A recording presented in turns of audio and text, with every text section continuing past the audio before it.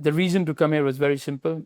I seen a lot of opportunities in the UK, and you work hard in the UK, you are able to achieve greatness. You can achieve a lot, and I'm the prime example. So, there are a lot of people that I speak with, a lot of people from my own community I used to speak with. They don't like talking to me anymore. Unfortunately, the Pakistanis and the Bangladeshis, they just they can't stand me anymore, because every time I've been in a meeting, every time I've been in a gathering where they have majority of Pakistanis or Bengalis, all they could talk about is how racist this country is, how much there is the systematic racism.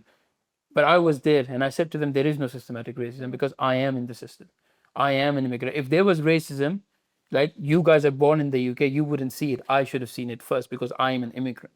And I don't see any racism. For me to believe that you've been here for generations and generations, like your grandparents were here, your parents were born here, and you guys are born here, and you guys are saying there is systematic racism, there isn't. The thing is, you're just incompetent of doing that job, and they don't want to give it to you.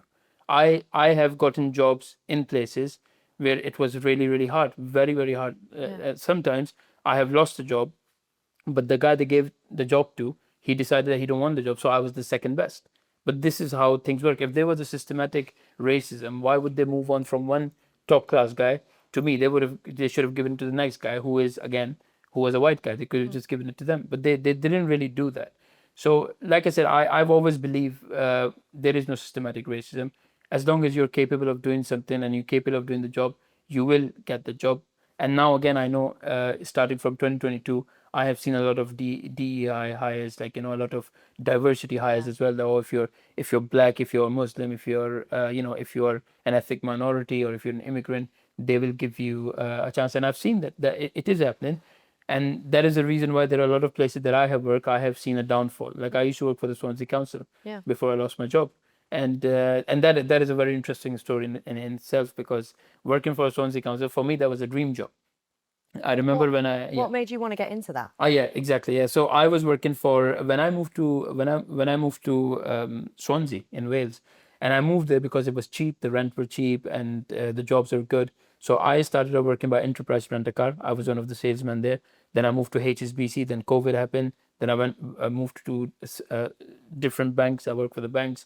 Then a verification company. Then my very recent job was a very good job. I was getting paid really, really good. That was a verification job, and it was an easy job, getting paid high amount of money. I was getting paid, but then there was a problem that I faced with the Swansea Council, because the place where I was living at that time, there were a lot of my neighbors. They're elderly. They're in their 80, and they're either 80 or 90 years old, and all I was hearing from them, and these are the people who used to work before. They had good cars, they had good houses, and then you can see them all of a sudden they just can't afford things. And I used to speak to them, and I used to see them, because I used to think, as an immigrant, because they might say something to me, because it was my type of people who look like me were coming here illegally, claiming asylum, and doing everything, buying new cars, living in good houses. While you have the pensioners, the veterans, even some of the single parents, either the single mothers, single fathers, they were all suffering. They couldn't feed their kids. They couldn't take their kids out on a weekly basis, that I know a lot of people would have done a couple of years ago. They can't do that anymore. So I used to think that maybe, they might think I'm one of them. So, I'm here to claim asylum. So I used to go and speak to them. But they're very kind. My neighbors have been very, very kind, very good to me. But what they start telling me was that, oh, there are things going on in Swansea Council. They won't help us. And I used to think, surely, they're making it up. That's what I used to think. Really. Because some of the stories you hear, you'll be like, this can't be happening, because this is, it's too It's far just that fetched. bad. Yeah, exactly. It is that bad. So I never believed it. Then I had some of my family members, and I don't think a lot of people know that so my wife, she's Welsh, she's white Welsh, and she's got a special need daughter, and that daughter lives with us. So obviously, because she's special needs, and I have now married my wife for 5 years now, and after that, because she lived with us, and it was a totally different aspect, because when she's living with us, we have to deal with the Swansea Council every single day. You have to deal with the councillors, you have to deal with the social service, you have to deal with the taxi workers, you have to deal with all of these people. And I never dealt with them before. Like I said, 10 years I lived there, I never had any issues, because I was never looking into any issues. The only issue that I looked previously was the issue of my friend, because he was white, and I decided to do something about it. But now what I was looking at it's my wife. That is my family. And her daughter means it's my daughter as well. So because the culture that I come from, I don't really believe in, stepdaughter or steps. And for me, If that is her daughter, that's my daughter as well.